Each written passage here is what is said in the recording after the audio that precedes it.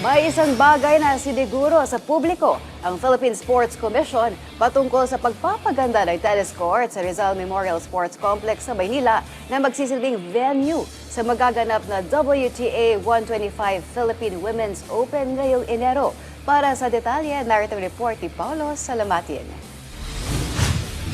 Ibinahagi ni Philippine Sports Commission Chairman Patrick Gregorio kasama ang Philippine Tennis Association of PhilTA na hindi umano masasayang ang mga gastusin sa kasalukuyang renobasyong isinasagawa sa Rizal Memorial Tennis Center sa Maynila. Ito'y bilang paghahanda sa kauna-unahang pagkakataon ng Pilipinas na makapag-host ng Women's Tennis Association o WTA 125 event na Philippine Women's Open. Ayon kay Gregorio, aabot sa 70 hanggang 70 milyong piso ang kabuang gastusin sa pagpapaganda ng buong pasilidad, magmula sa entrada, mga daraanan ng mga manonood, pagre-repaint ng mga gusali, hanggang sa pagre-resurface ng mga gagamiting courts, paglalagay ng mga bagong stands at bleachers, locker rooms, players and officials dugout, VIP deck, fan zone area, at marami pang iba.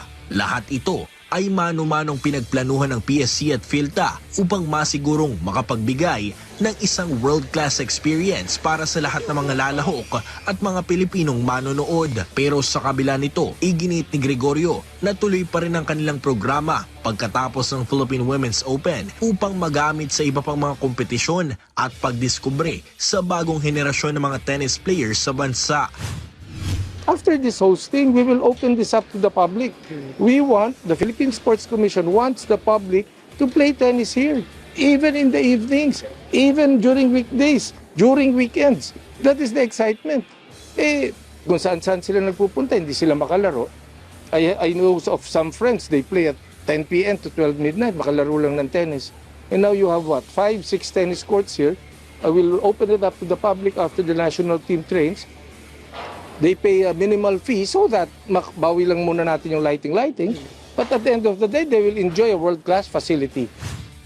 Bukas man ito sa publiko, binigyang diin din ni Gregorio na kinakailangan ding kumita ng pasilidad upang may pagpatuloy ang pag-maintain nito. Well, ako po, I will really make sure. Mortal sin yan kung hinost natin, pinaganda natin, after 2 years sira na lahat.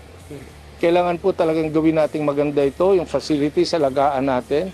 It has to generate income for PSC, and then ibabalik rin natin sa tulong sa development ng sport.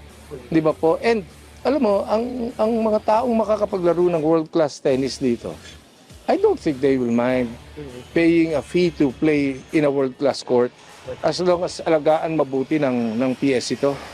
Ang mas importante is huwag masayang yung itinayo ng gobyerno. At hindi lang yan pang atleta, hindi lang yan pang hosting. Para sa lahat yan, para sa mga taong gustong maglaro ng tennis. Yan ang pinaka-excitement ko, sa totoo lang po. Sa ngayon, may kulang 3 linggo na lang ang natitira upang tapusin ang renovasyon kung saan nakatakdang magsimula ang kompetisyon mula January 26 hanggang 31 sa Maynila. Paulo Salamatin para sa Atletang Pilipino, para sa Bagong Pilipinas.